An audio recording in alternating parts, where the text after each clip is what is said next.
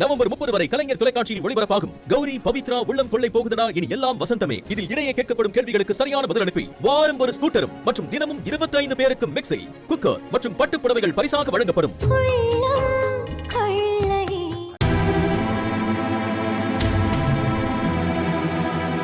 என்ன மேடம் இது? செக்கையும் கொடுத்துட்டு அதை பேங்க்ல ஹோல்ட் பண்ணி வச்சிருக்கீங்க.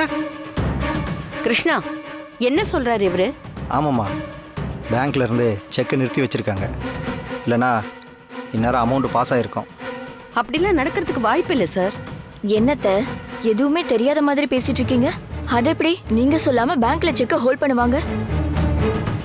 இன்னைக்குள்ள சாருக்கு பணத்தை கொடுத்தாகணுமா? இல்லனா தேவையில்லாத பிரச்சனை தான் வரும். எதுக்கு சுத்தி வளைச்சு பேசிட்டு இருக்கீங்க? இங்க பாருங்க மேடம், கிருஷ்ணா சார் எனக்கு நல்ல பழக்கம் தான். அதனால தான் இந்த விஷயத்தை டீசெண்டா ஹேண்டில் பண்ணிட்டு இருக்கேன். ஆனா நீங்க செக்கையும் கொடுத்துட்டு அதை நிறுத்தி வைக்கிறதெல்லாம் ரொம்ப தப்பு. நான் நினைச்சேன்னா கிருஷ்ணா மேல லீகலா ஆக்ஷன் எடுக்க முடியும், தெரியுமா? எங்களாலையும் முடியும் சார்.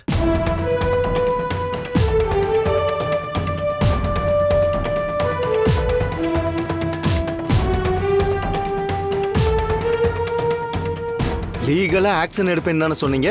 நாங்க நினைச்சாலும் அது முடியும் சார். டே வேணு, என்னடா பேசுற நீ?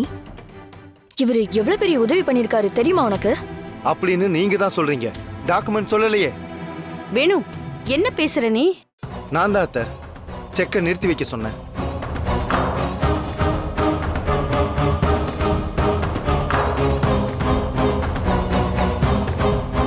ஏய், நீ எதுக்கு நிறுத்தி வைக்க சொன்ன? அறிவில்லை உனக்கு? அறிவு இருக்கிறதுனால தான் மாமா இப்படி செஞ்சேன். இவர்கிட்ட கடன் வாங்கினதா காட்டியிருக்காரு, அது ஒரு ஃபேக் கம்பெனி.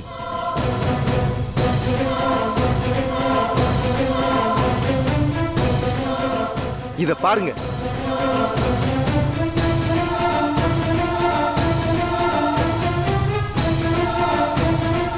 என்னங்க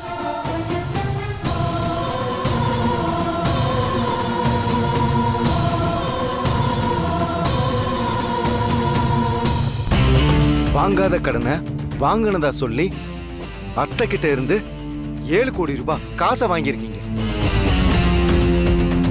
நியாயப்படி பார்த்தா நாங்க தான் உங்க மேல லீகல் ஆக்ஷன் எடுக்கணும். கிருஷ்ணா, என்ன இதெல்லாம்? இல்லைம்மா, அது சார் தான் காசு கொடுத்தாரு.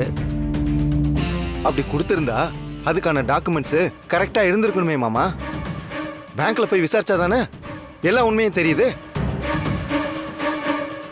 டேய், நீ பாட்டுக்கு தண்ணியை போட்டு ஏதாவது உளறிட்டு இருக்காத.